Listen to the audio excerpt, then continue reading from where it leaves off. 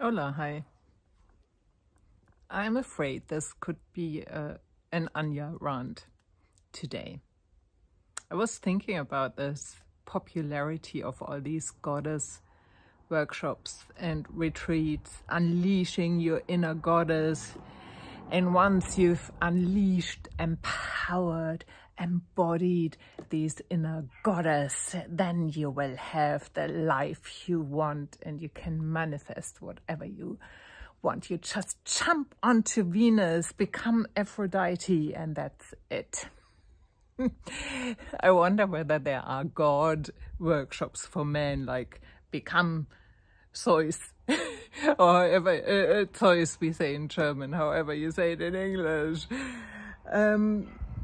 Yes, it's a funny thing. I personally think that goddesses and gods are very enchanting when it comes to myth and when it comes to, you know, using them as an archetype, as a metaphor. And so in my opinion, they have a place in creativity. I remember that when I did the film training in LA, we were particularly diving into myths and archetypes and doing questionnaires, finding out which archetypes each of us relate to, so that as actors we could see which role profiles would suit us. And I also remember that when I lived in Cornwall, I was very fascinated with Cassandra, for example, and I had a short film that was called Cassandra, and also Cassandra appeared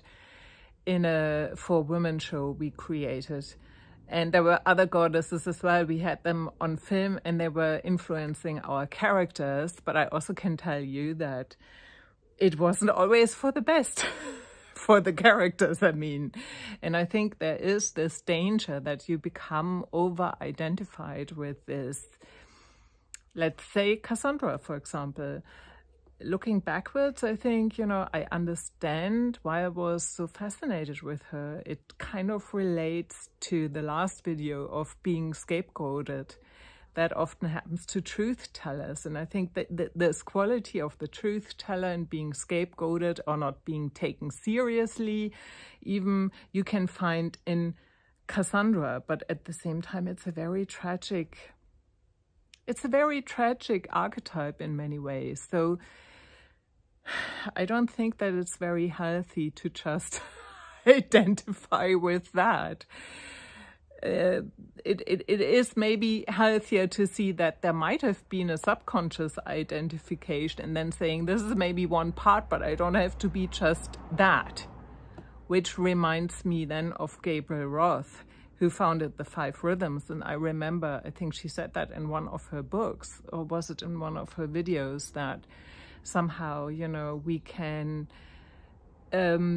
embody and dance through all these different energies and archetypes, and I think that's what's so important to remember, is that we are not just one thing, that we are multifaceted beings, right? And it's not very healthy to just be stuck on one thing, to just run around like this embodied Aphrodite all of the time. I don't think it's very healthy, and it's also not very realistic, because let's face it, no matter what you do, we are very human, and you will have these uncomfortable emotions like feeling ashamed, feeling not good enough, feeling that others are better, feeling that we didn't succeed in something, feeling like a failure, feeling depressed, feeling anxious, and so on and so forth. And amongst, you know, the joy and all the other ones. But we have that whole range of emotions, and they all have their place. And so as a human, I would say it makes probably more sense to invest into a self-compassion workshop than into a goddess workshop. You know, never mind. I'm sure there are some good ones as well that are about empowerment. I'm just saying that it's kind of dangerous to identify too much with this God image, whether it's a goddess or a god, because we are human. And I just think there's maybe also a danger of becoming a little bit too inflated, running around like this. I'm coming back to Aphrodite as well, like this Aphrodite. So I just think that is a danger, but at the same time, I think it can be very beneficial to explore it creatively. And also, if you want to become wild and untamed, creativity is just that. If you allow yourself to unleash your creativity with goddess or without, that's wild. If you really, really jump on that, I guess, roller coaster. It's unpredictable and you don't know what's gonna happen. And you might activate your inner demons or whatever. And what I love so much about creativity is no matter what character you create or whatever it is, everything is allowed to be there. When you create a character, you're curious. The curiosity is really important, whether it's a dark thing you come up with or something else. Everything is allowed, and that's what's beautiful about it.